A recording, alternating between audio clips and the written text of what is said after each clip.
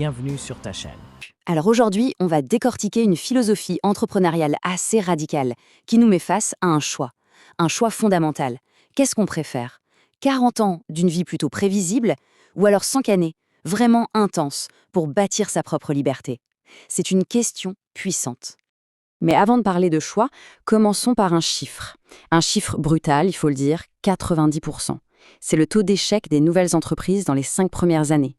Ça veut dire que 9 boîtes sur 10 n'y arrivent pas. C'est énorme et ça donne vraiment à réfléchir. Alors la question c'est pourquoi? Pourquoi ce chiffre est si élevé? Eh bien souvent c'est parce que beaucoup de gens pensent que l'entrepreneuriat c'est simple, qu'il suffit d'une bonne idée, d'un site web, mais en réalité c'est un vrai métier, une profession qui s'apprend, qui s'étudie, comme n'importe quelle autre. Et c'est justement face à cette réalité, face à ce risque d'échec, qu'on en revient à notre choix de départ. Une métaphore en fait qui va définir tout le parcours de l'entrepreneur. Ce choix, c'est un choix entre deux types de souffrance. D'un côté, on a la prison, une souffrance disons plus douce étalée sur 40 ans. C'est la voie de la sécurité, mais souvent aussi celle du regret. Et de l'autre côté, le travail forcé, une souffrance hyper intense concentrée sur 5 ans. C'est la voie de la douleur, oui, mais c'est celle qui mène à la liberté. Ok, alors la question à 1 million, comment on fait non seulement pour survivre à ces 5 ans de travail forcé, mais surtout pour faire partie des 10% qui réussissent? Eh bien la clé, ce n'est pas de courir après le succès, c'est de l'attirer. Et tout est résumé dans cette citation de Jim Rohn. C'est le cœur de la philosophie. C'est en devenant une meilleure personne qu'on attire le succès. Autrement dit, le succès de l'entreprise ne pourra jamais dépasser la croissance de l'individu qui la dirige. L'image est super parlante en fait. Il faut voir sa croissance personnelle comme un aimant. Plus on investit sur soi, plus on se développe, plus on devient une personne de valeur et plus cet aimant devient puissant.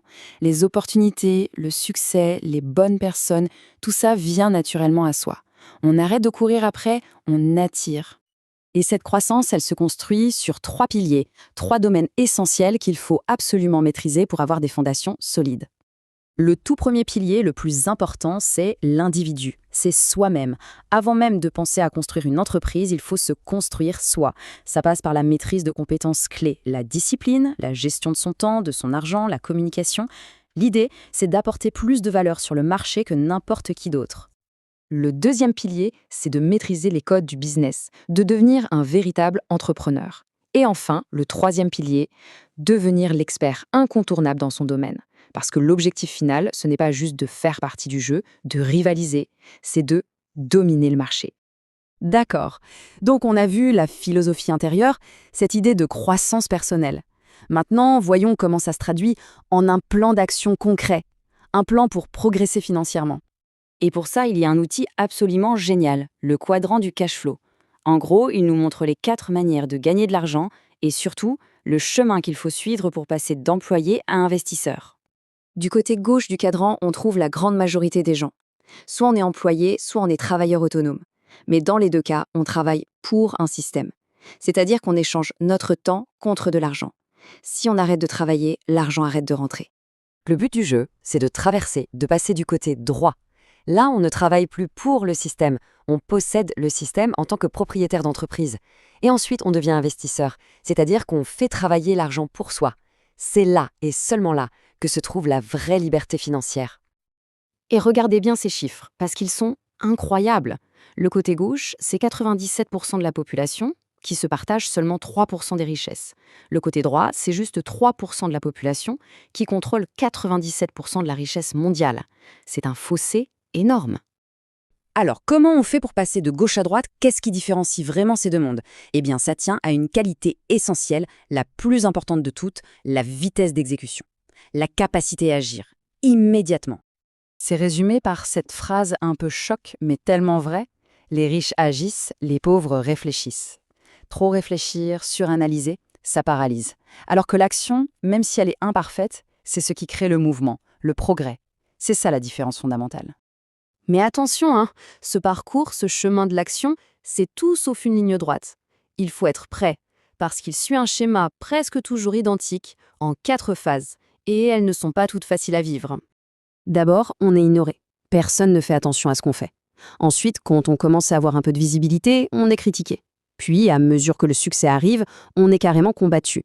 Et c'est seulement après avoir traversé tout ça, après avoir tenu bon, que vient l'acclamation. Il faut vraiment s'y préparer mentalement. Bon, après avoir entendu tout ça, on peut se demander, mais pourquoi s'infliger un tel parcours? La réponse, c'est que l'objectif ultime va bien au-delà de la richesse personnelle. C'est beaucoup plus grand que ça. Le véritable but de l'entrepreneuriat, ce n'est pas de se créer un job, c'est de bâtir un actif, quelque chose qui a de la valeur, qui fonctionne sans son créateur, et qui, idéalement, devrait lui survivre et continuer à créer de la richesse pour les générations qui suivent. Et les exemples, on les connaît tous. Pensez à Apple, à Disney, à McDonald's. Steve Jobs, Walt Disney, Ray Kroc, ils ne sont plus là. Mais les systèmes incroyables qu'ils ont bâtis, eux, continuent de tourner, de grandir et de marquer le monde. Voilà le prix ultime. Voilà la vraie récompense des 5 années de travail forcé. C'est de laisser une trace, un impact durable, un héritage. Ce n'est pas juste une question de ce qu'on gagne pour soi, mais de ce qu'on laisse derrière soi. Et au fond, c'est ça qui donne tout son sens au parcours. Au-delà des stratégies, de l'argent, des difficultés, la seule question qui vaille vraiment la peine d'être posée, c'est celle-ci. Quel héritage est-ce qu'on a envie de construire? Parce que c'est la réponse à cette question qui donnera la force de tenir pendant les moments les plus durs. C'était coach Wend Benedo pour vous